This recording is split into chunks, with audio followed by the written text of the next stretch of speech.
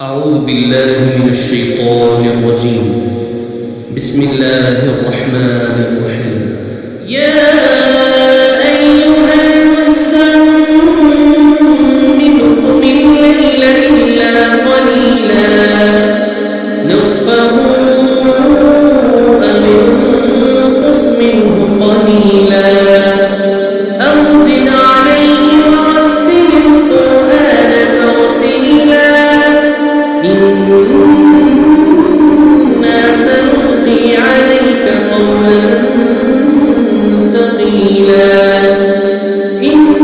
ناشئة الليل هي أشد وطئا وأقوم قيلا إن لك في النهار سبحا طويلا واذكر اسم ربك وتبتل إليه تبتيلا رب المشرق والمغرب لا إله إلا هو فاتخذه وكيلا واصبر على ما يقولون واهجرهم هجرا جميلا وذرني والمكذبين أولي النعمة ومهلهم قليلا إن لدينا أنكالا وجحيما وطعاما ذا غصة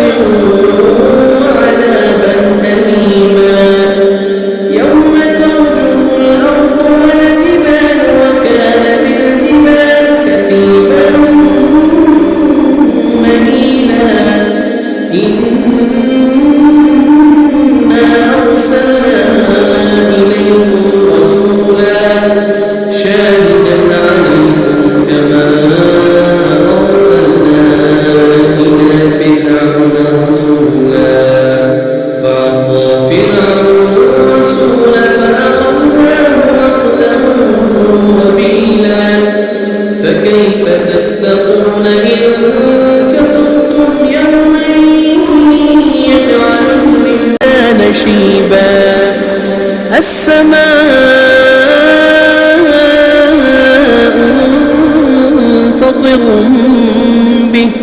كان وعده مفعولا إن هذه تذكرة فمن شاء اتخذ إلى ربه سبيلا إن ربك يعلم أنك تقوم أدنى من ثلثي الليل ونصفه وثلثه وطائفة من الذين معك والله يقدر الليل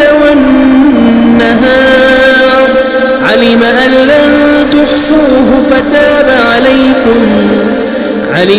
لن تحصوه فتاب عليكم فاقرؤوا ما تيسر من القرآن علم أن سيكون منكم مرضى وآخرون يضربون في الأرض يبتغون من فضل الله وآخرون يقاتلون في سبيل الله فاقرؤوا ما تيسر منه وأقيموا الصلاة وآتوا الزكاة وأقرضوا الله قرضا حسنا وما تقدموا لأنفسكم من خير تجدوه عند الله هو خيرا وأعظم أجرا